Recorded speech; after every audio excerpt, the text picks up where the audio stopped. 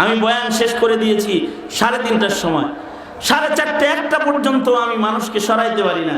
ভিড় ঠেলে এক বুড়া লাঠি ভর দিয়ে আসছে, এই তোর সাথে দেখা করতে এত কষ্ট করতে হইব আমার? আয়া কইতেছে আমাদের, কয় দেখ আমি লাঠি ভর দিয়ে হাঁটি, 30-35 বছর হয়ে গেছে, সিরাজগঞ্জ জেলা শহরেও আমি যাই না। তুই কয়দিন ধরে ওয়াজ করস, কিন্তু আমি তোকে চিনি, আমি তোর ভক্ত। আমি মোবাইলে নাতিকের কাছ থেকে তোর বয়ান বের করে শুনি।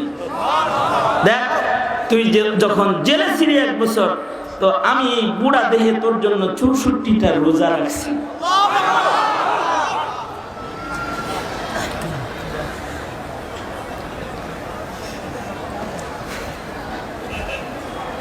এই শব্দটা শোনার পরে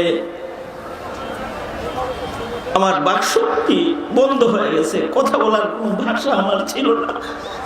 জানলা তুমি একটা বৃদ্ধর দিলে এতটুকুন মায়া দান করেছো যে তার এই বার্ধক্য বদলে চলতে পারে না, কিন্তু একজন আলিমের জন্য সে সারা বছর 1 বছর ভরে নফল রোজা করেছে 64টা।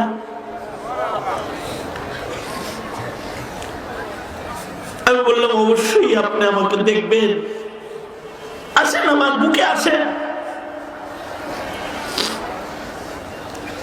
মানুষ মানুষকে 1 নজর দেখতে যায়, সে আমাকে দেখে বলে তোর 1 নজর দেখার জন্য আমি আসছি এই ভিড় ঠেলা।